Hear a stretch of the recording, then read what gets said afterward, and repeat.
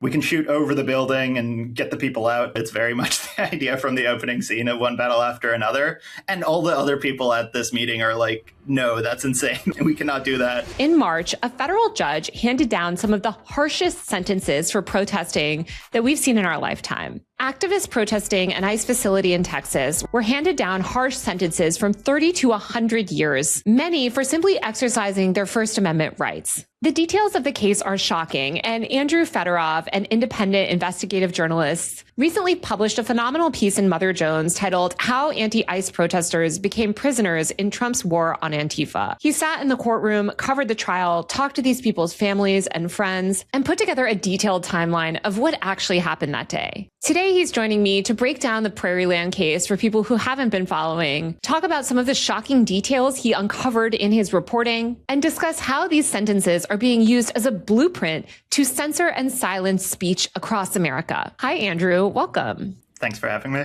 So to start off, I kind of want to back up for people that might have seen headlines about the sentences these poor activists received. And I want to explain who these people are and how they got there. How did all of this get started last July? So Dallas-Fort Worth is a pretty red area in a pretty red state. It's not Austin, but there are still leftist activists around. It's a pretty disparate but interconnected community. One of them that I focused on in the article, Savannah Batten, has been protesting since she was 12 years old. She got really into animal rights, and then she got into everyone's rights. And during the first Trump administration, she was very upset about what the administration was doing to immigrants. And in this administration, she was even more so.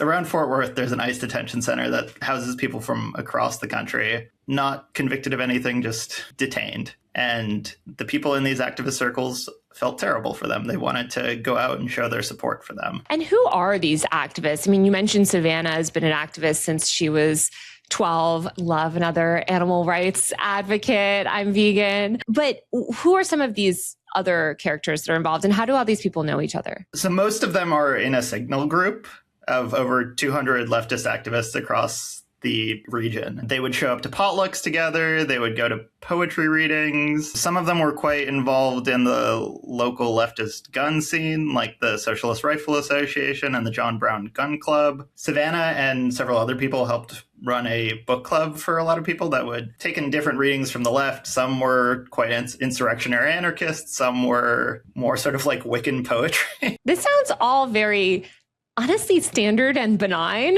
the way that you're describing it. I mean, you could say this about like any kind of leftist group. It's like mostly potlucks, poetry readings.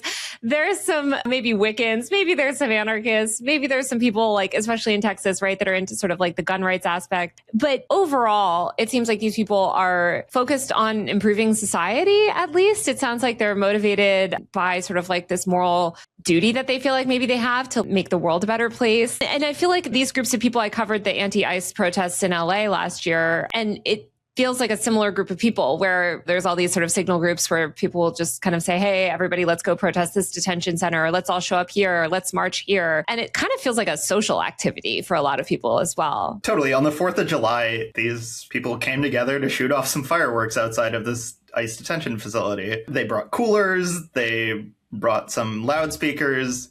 It was, in some sense, a very social activity, and a social activity between them and the people inside the detention facility, but also between them and just their local friends. Protesting an ICE detention center on 4th of July actually sounds very American, and setting off some fireworks and drinking some drinks from a cooler. Like, it sounds like a way a lot of people on the left would celebrate. I mean, I could picture this being like a Partiful event, you know, like people being like, yeah, I feel weird about the America patriotism that we are sort of subjected to on 4th of July. Maybe I'm not feeling that proud of my country in this moment. So this is an alternative way to kind of celebrate 4th of July with friends, set off some fireworks, but also feel like you're maybe doing something. Exactly, yeah. Okay, so this group plans this activity in the Signal group, and they just invite a bunch of people to show up? Not quite. So there's a smaller Signal group that's initially planning this, and there are some in-person meetings. One of the people who's helping plan, Ben Song, according to some trial testimony, they propose we can shoot over the building and get the people out. This is a few months before One Battle After Another comes out, but it's very much the idea from the opening scene of One Battle After Another.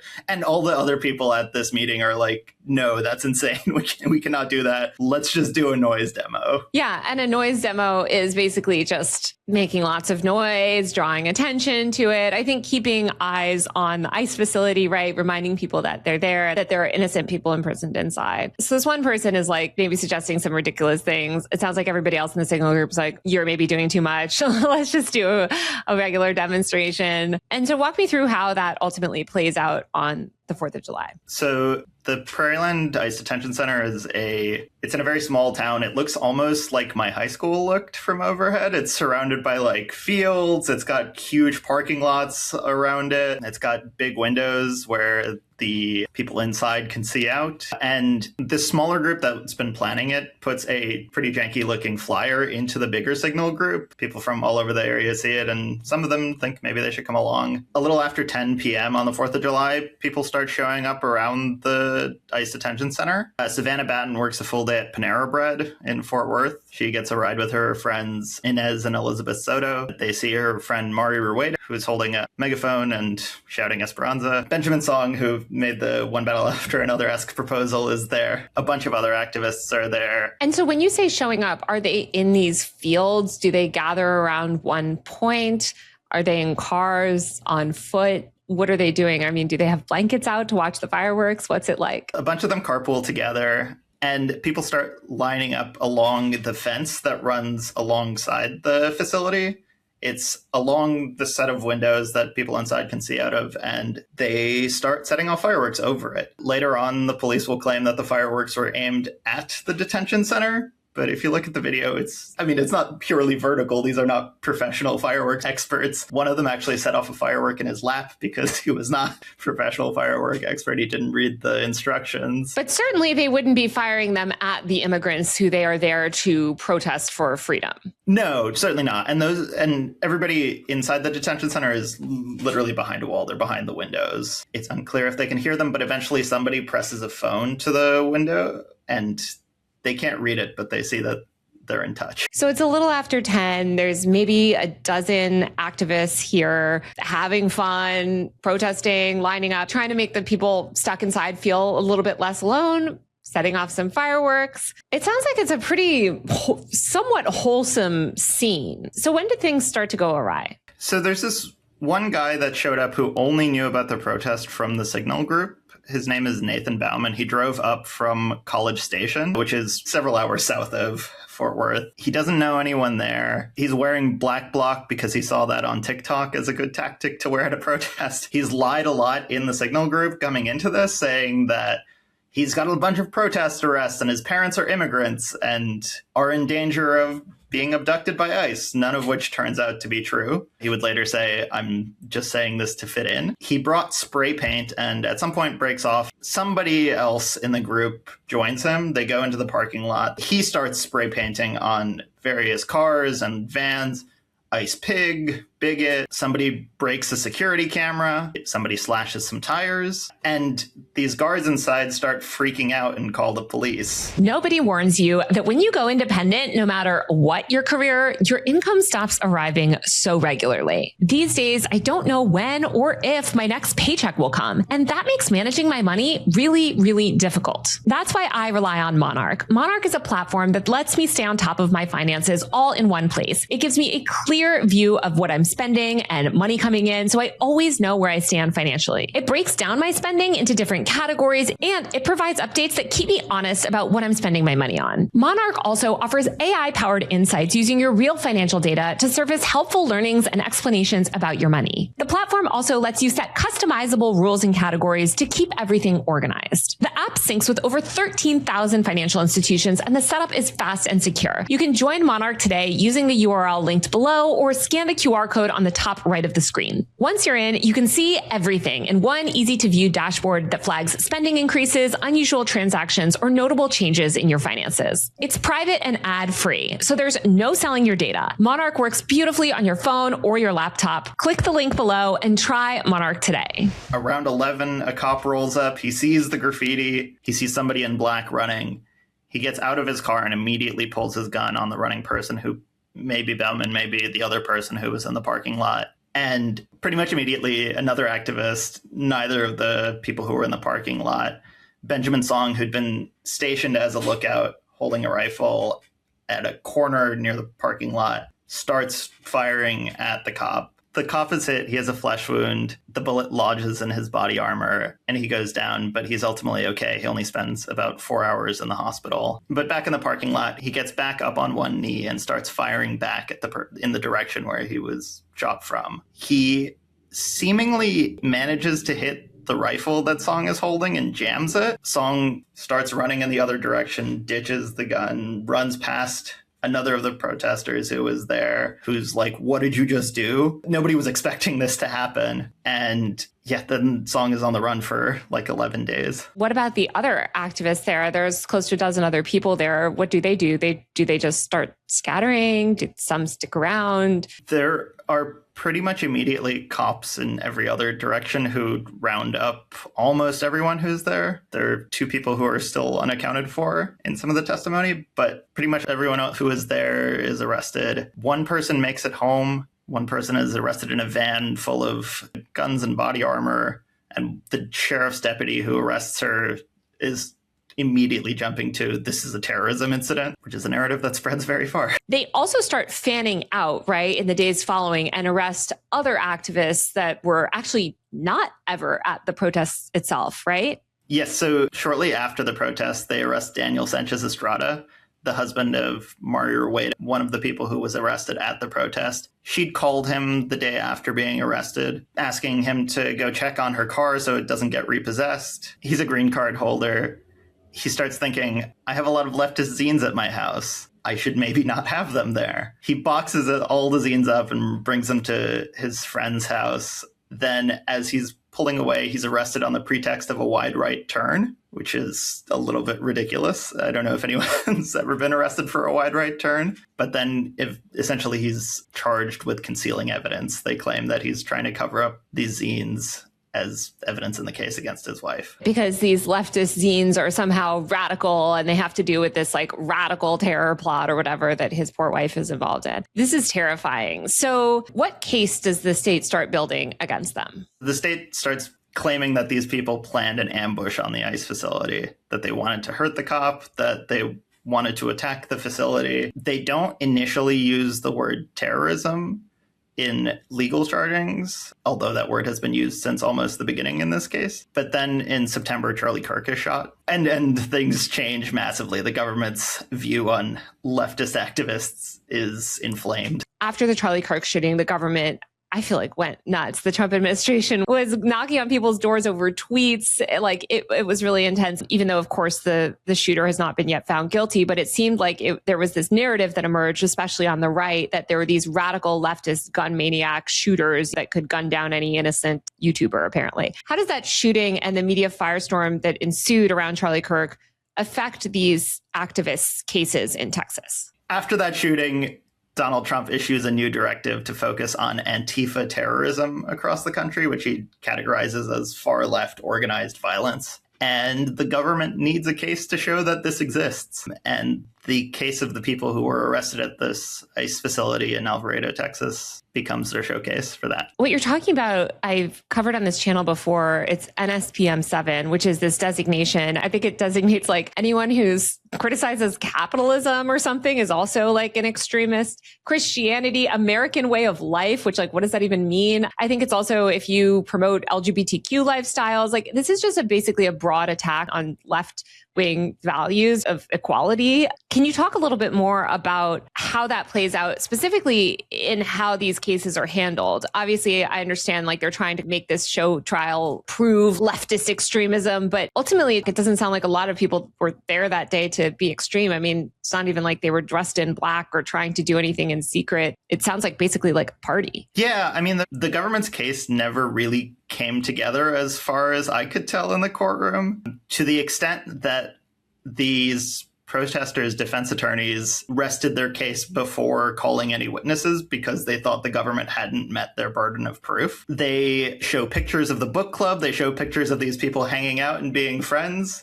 They bring up Signal chats that were pulled from their lock screen notifications. Yeah, let's get into the Signal chats, because one thing that the government was trying to claim at some point with this case too is just like being in a Signal chat. And we've seen this in other cases across the US in the past year, especially as the government has sought to criminalize speech on social media. I tell people all the time, these social media bans, these social media regulations also apply to apps like Signal, which are considered social media under these laws. They argue that basically just being in these Signal chats or consuming the wrong content on TikTok, right, was sort of evidence that these people were radical terrorists, right? Yeah. So the government actually brings in a right-wing scholar of left-wing violence, and his definition of Antifa includes things like not publicly saying that you're Antifa, using Signal, wearing black as you're currently doing. It's an extremely expansive definition. Whether you say you're an Antifa or not, that is a signal that you're an Antifa. Right. Like by that definition, I guess I'm Antifa right now. I'm wearing black. I'm in Signal. I'm talking about leftist politics. Like, arrest me. It's quite terrifying. And I feel like it's another example of people's digital footprint being used against them.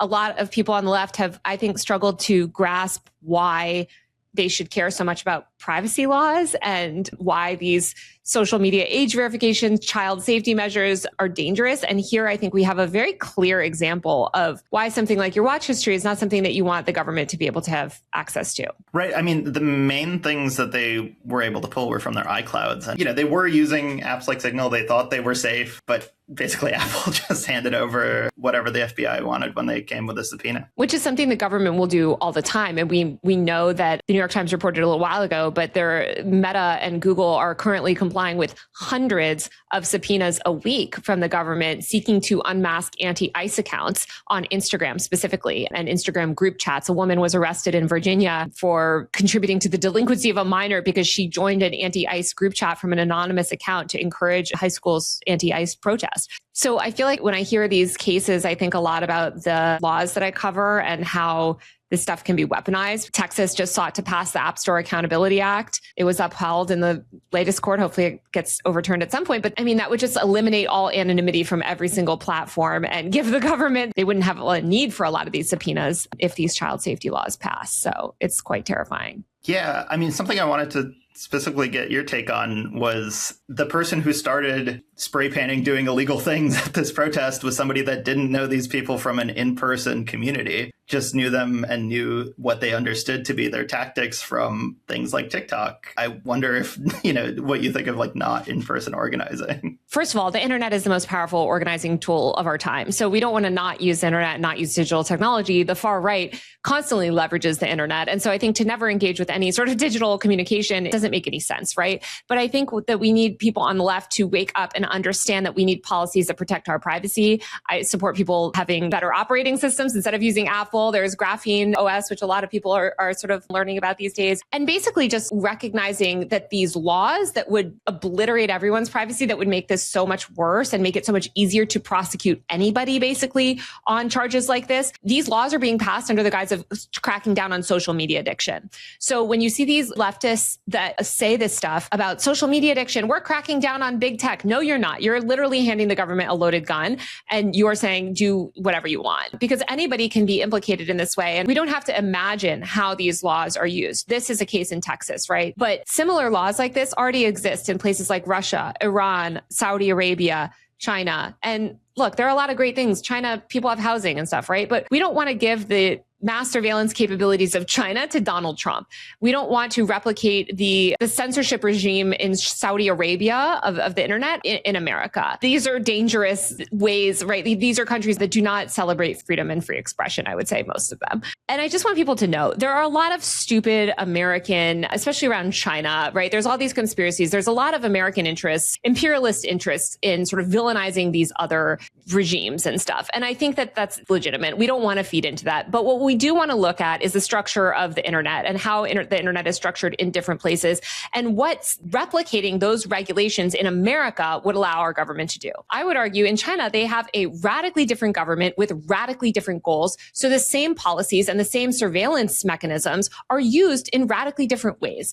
And in America right now, we're seeing privacy obliterated. We're seeing this moral panic about sort of social media being used as pretext to remove anonymity from the internet. And we know how the government is using it. It's using it in the same way that, honestly, the Russian government was using it in 2013 when they passed similar child protection laws. And it ultimately just cracked down on LGBTQ people. It's been used to do horrible things to people seeking free expression or seeking to challenge the government. So I want people to really understand how this played out in this case, because it is scary. And I think a lot of these activists don't realize things like you muted notifications maybe, but you have an iMessage pop up, right? And so your messages are available, or you really only need one person's phone to be compromised in a signal group for it to be a massive liability. Yeah, I mean, in this case, there were a few people who chose to cooperate with the government and handed over their phones. They were able to pull what they thought were deleted messages from the notification screen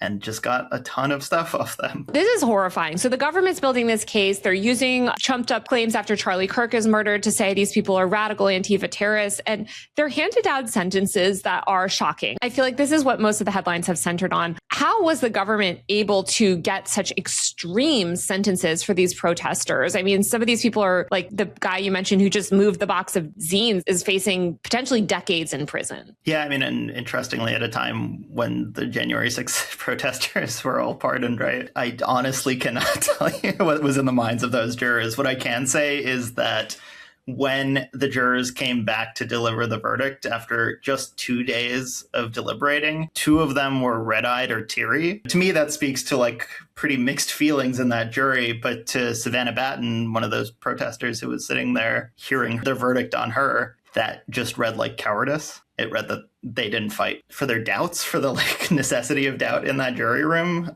to coming to such a monumental verdict. What were the verdicts and what are some of these people facing? And is there any chance that it can be overturned, appealed? I mean, what is sort of the fate of these protesters? Most of the people who were there got 50 years in prison as their sentence. Benjamin Song, who pulled the trigger, got 100 years. Multiple of them were charged with attempted murder because the prosecutors claimed that they were well aware enough of what Song was thinking to foresee that this might happen. Those people eventually were not convicted of attempted murder, but basically every other charge, rioting, material support for terrorism, I believe the explosive charges, they were convicted on. Mari Ruwait, whose husband moved the zines, got 70 years. So more than the 50 that other people got because of the conspiracy to conceal evidence. And her husband, Daniel Estrada Sanchez, who literally just moved a box of zines, got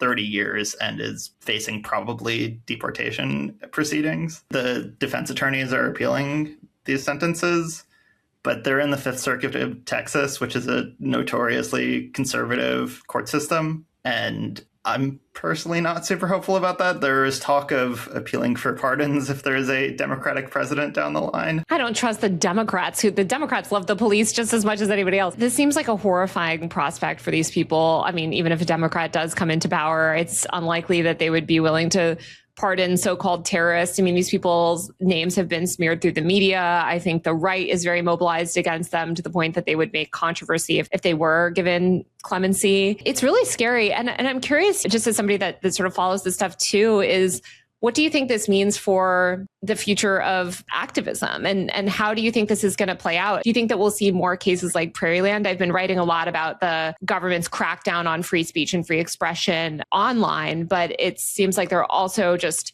really aggressively trying to silence in-person protesting as well. Yeah, so we're actually already seeing this. There haven't been other material support for terrorism charges filed on other protesters yet, but there are cases against ICE protesters in Minnesota. In Washington, there was one in Illinois that was dropped because of rampant misconduct by the prosecutors. But they are repeating this playbook. And recently, Marco Rubio hosted a conference on combating Antifa internationally. So they're trying to export this program as well. The Prairieland case does seem to be, for them, a successful test case. That's horrifying. And I feel like it should be such a wake-up call to people of what can happen. These are people that ultimately just joined a signal group, showed up at wasn't it originally kind of determined to be a low risk activity? Didn't they have some sort of rating score of how risky is this activity? No rating score, but Inez Soto was this is a pretty chill introductory free protest activity. It's nice for the people inside. It's nice for the people outside. Come have a good time. Right. I mean, I've been watching all those videos of like the Portland ICE protests where they're like wearing silly costumes and doing stunts or doing yoga outside the detention facility. I don't know. Some of that stuff's easy to make fun of. But at the same time, like it's sort of also community building for these groups. And they're trying to show solidarity and make these people that are held, I would argue, unlawfully inside feel less alone. Yeah, exactly. It's important First Amendment activity, and it is much scarier to do that now under law enforcement that can react like this. Well, Andrew, I'm so grateful for your time today and your coverage. I'll put the link to your story, which everyone needs to read. It's just like a gutting story. It'll be linked in the show notes below. But thank you so much for joining. And I hope everybody follows your work because you're doing such important reporting. Thanks. All right. That's it for this week's episode of Free Speech Friday. If you like my work, please, please, please buy a paid subscription to my Substack at usermag.co. That's usermag.co. Buying a paid subscription to my Substack is the best way to keep this podcast going. Or you can subscribe on Patreon via the link below. On both my Patreon and my Substack, I do a monthly bonus episode. I take suggestions and ideas for episodes. I send a weekly roundup of everything that I'm reading and following online and more. I don't have any long-term brand partnerships on this channel. As you can imagine, covering this stuff is not exactly lucrative. So truly, every single dollar of your support makes such a difference and ensures that I can continue to make Free Speech Friday episodes. Thanks, and I'll be back next Friday for a brand new episode. See you then.